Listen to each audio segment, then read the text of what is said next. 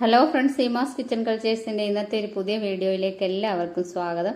ഇന്ന് നല്ല മധുരമുള്ള ഒരു പായസത്തിൻ്റെ റെസിപ്പി ആയിട്ടാണ് ഞാൻ വന്നിരിക്കുന്നത്. ഒരു വെറൈറ്റി പായസമാണ് ഇന്ന്. വെർമസിലിയും ക്യാരറ്റും നമ്മുടെ ചവ്വരിയും കൂടെ ചേർത്ത് നല്ലൊരു അടിപൊളി പായസമാണ് ഇന്ന് ഉണ്ടാക്കിയിരിക്കുന്നത്. അപ്പം നമുക്കതിൻ്റെ വീഡിയോയിലേക്ക് പോകാം. അപ്പം വീഡിയോയിലേക്ക് പോകുന്നതിന് മുന്നേ എൻ്റെ ചാനൽ ആദ്യമായിട്ട് കാണുന്നവരുണ്ടെങ്കിൽ ഒന്ന് സബ്സ്ക്രൈബ് ചെയ്യാനും ലൈക്ക് ചെയ്യാനും ബെല്ലൈക്കൺ അമർത്താനും ഒന്നും മറക്കല്ലേ.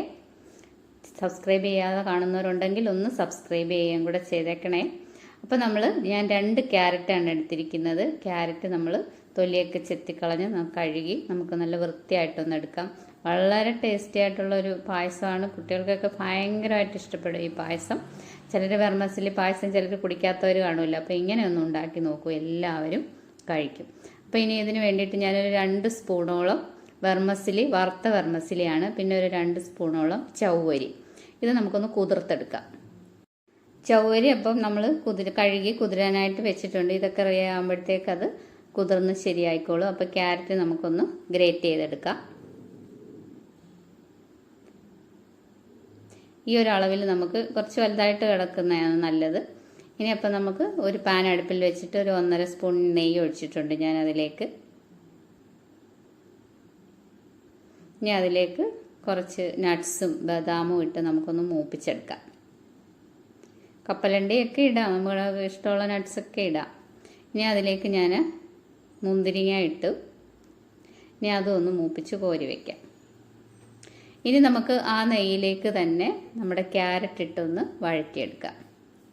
ഇവിടെ നെയ്യൊക്കെ വളരെ കുറച്ച് ഉപയോഗിക്കുന്നത് കൊണ്ടാണ്. നെയ്യൊക്കെ തോനെ കുറച്ച് 1 സ്പൂൺ കൂടെയൊക്കെ ചേർക്കാം. അപ്പോൾ നല്ല ടേസ്റ്റ് ആയിരിക്കും പായസത്തിന്. അപ്പോൾ ഞാൻ 1 സ്പൂൺ 1.25 സ്പൂൺ നെയ്യേ എടുത്തുള്ളൂ. അപ്പോൾ ക്യാരറ്റ് നമ്മൾ വഴറ്റി കോരി മാറ്റി വെച്ചതിന് ശേഷം ഞാനൊരു 3/4 ലിറ്റർ പാലായിരുന്നു എടുത്തത്. പാലൊഴിച്ചിട്ടുണ്ട്. പാലിൻ്റെ 3/4 ഭാഗം ഞാൻ ഒഴിച്ചു. ഇനി അതിലേക്ക് നമ്മൾ എടുത്തു വെച്ചിരിക്കുന്ന ചവ്വരിയും കൂടെ ഇട്ട് വേവിക്കാം. അപ്പോൾ പാത്രത്തിനകത്തിരുന്ന കുറച്ച് ക്യാരറ്റൊക്കെയാണ് അതിൽ കിടക്കുന്നത്.